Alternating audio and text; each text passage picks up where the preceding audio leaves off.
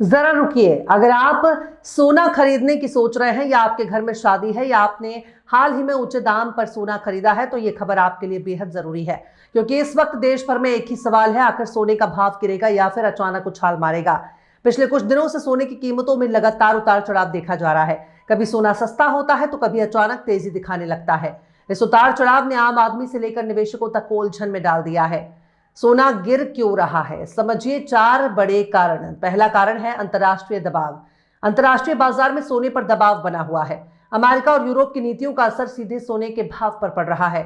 दूसरा कारण डॉलर की मजबूती। डॉलर मजबूत होता है तो सोना कमजोर पड़ता है और यही वजह है कि ग्लोबल लेवल पर सोने में बिकवाली दिखने को मिलती है। तीसरा कारण निवेशकों की मुनाफा वसूली। जिन लोगों ने ऊंचे दाम पर सोना खरीदा था वे अब मुनाफा निकाल रहे हैं, जिससे बाजार में दबाव बना है। चौथा कारण ब्याज दरों की चिंता। ब्याज दरें बढ़ने की आशंका के चलते लोग सोने से पैसा निकालकर दूसरे निवेश विकल्पों की ओर जा रहे हैं। लेकिन कहानी यहीं खत्म नहीं होती है।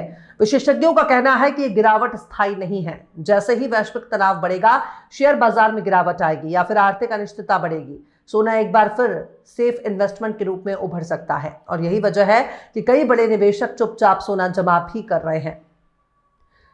अब सबसे बड़ा सवाल, आम आदमी क्या करे? क्या अभी सोना खरीद लेना चाहिए या फिर इंतजार करना सही रहेगा? जानकारों की राय साफ है, अगर शादी या जरूरत के लिए सोना खरीदना है तो थोड़ा थोड़ा करके खरीदारी करें।